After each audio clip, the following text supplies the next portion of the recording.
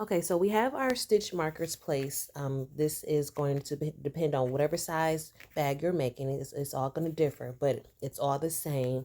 It doesn't matter which bag you're making as far as lining up your side panel to the bag. So we have, for this particular bag, we have 10 stitches in between. And then from there, this is how it's going to kind of connect. These extra couple stitches, which is where our zipper flap is, and the extra row for our trim, those are going to go on top of our side panel. So it's going to have 2 stitches connected here. It's going to connect around. This is where it would stop here. This section in between the 2 stitch markers is where your bottom of your panel will go, and you'll continue stitching back up and around. Like I said, these last 2 stitches will be on top of your side panel. So now I'm just going to show you how actually start to connect it.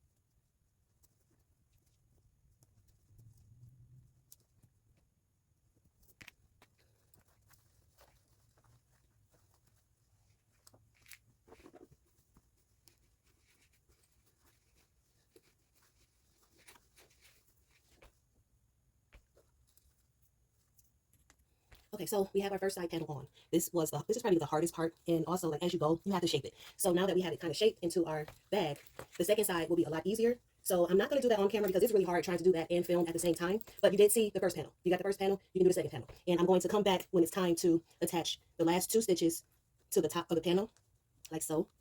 And then also, depending on which bag you're doing, we're going to add our D-ring, and then also we're going to do our zipper flaps that's going to go over the zipper on top.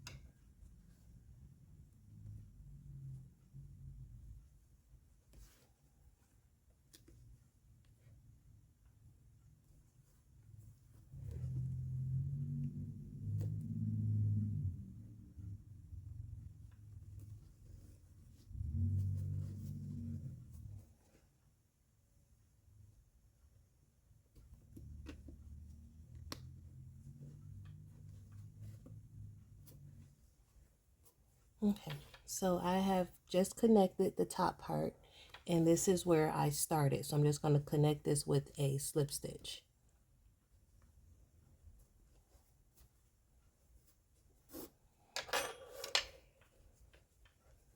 And so we have our D-ring attached. Like I said, depending on which bag you're working on, but this is still the same process if you're working on either side, the petite duffel bag or the mini duffel bag.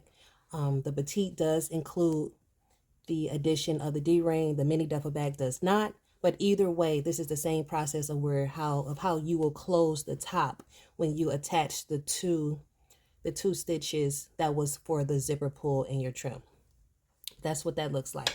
So now we are going to go ahead and do the 4 rows, or depending on what the instructions or directions are, depending on whatever bag you're working on. We are now going to do the little zipper flap that covers this little gap portion where your zipper is connected. So let's connect our yarn. I'm going to chain 1, turn my work. I'm going to do 4 rows for the zipper flap. 2, oops.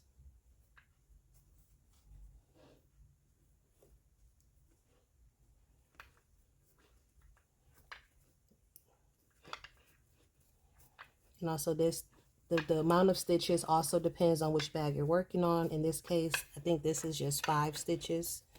So I'm going to do 5 stitches for 4 rows.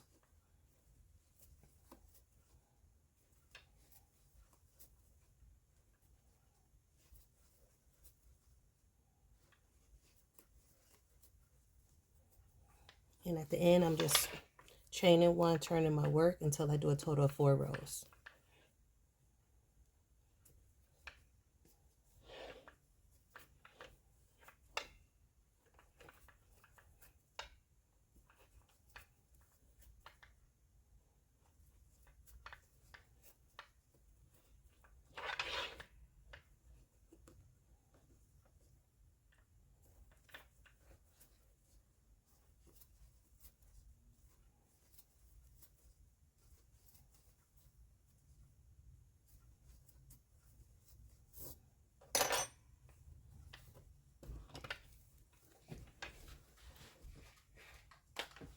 Sorry, I didn't have my scissors.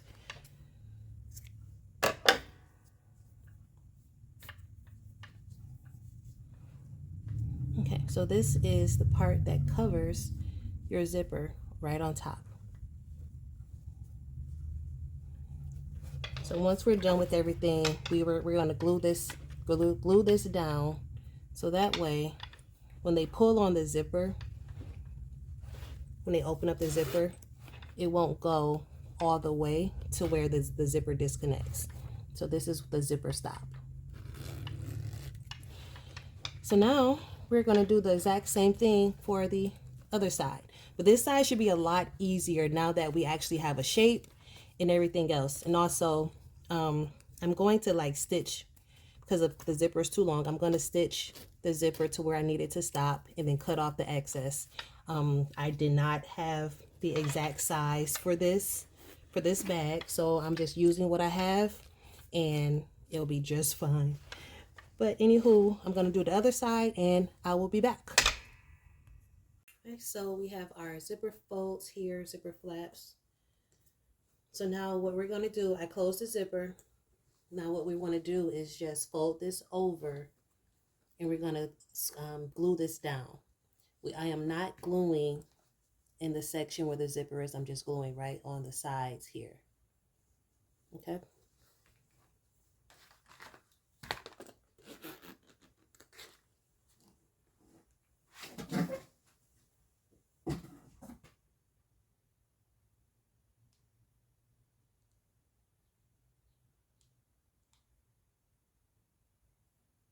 I'm leaving the center part open so that I do not glue where the zipper is. I'm just going to insert my hand just so I can have some stability when I fold it over. And I'm going to hold it down and press for a good 30 seconds. You want to make sure that the glue is stuck and it's on there. So just hold it, be patient. You're going to do the exact same thing on the other side.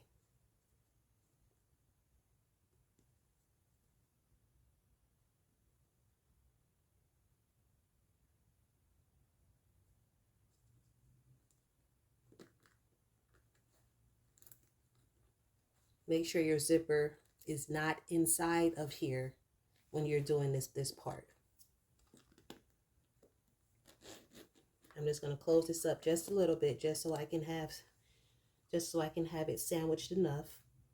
And we're going to do the exact same thing on the other side, where I'm just going to put some glue on the sides. I'm going to leave this middle part open because I do not want to put glue on the actual zipper.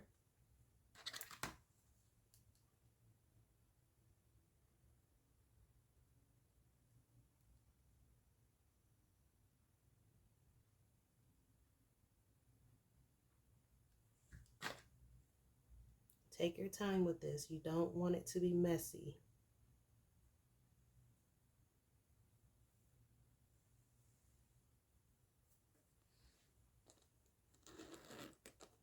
I'm just going to put my hand in just for some extra added pressure to make sure that this glue sticks and it's holding.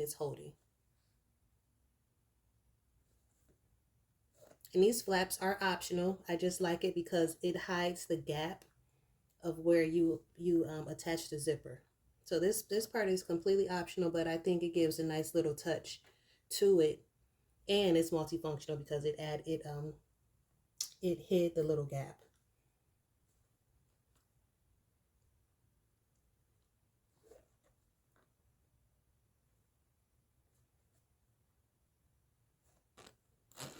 Okay, I'm gonna let this dry before I really handle it anymore. But in the meantime, I did add my handles. For the handles for the little duffel bag, these are not covered. These are just regular crochet handles that I attach to the D-rings. But before I do anything else, I want to let this dry. But you also want to go ahead and manually shape your bag. Like, because this has jean on it, so it was a little more tough than normal. I had to fold and really bend and press. Where the plastic canvas folds, you definitely want to fold it to give it more definition, more shape, more sturdiness. You want to make sure that your bag is not lopsided or just uneven. But all in all, you are finished.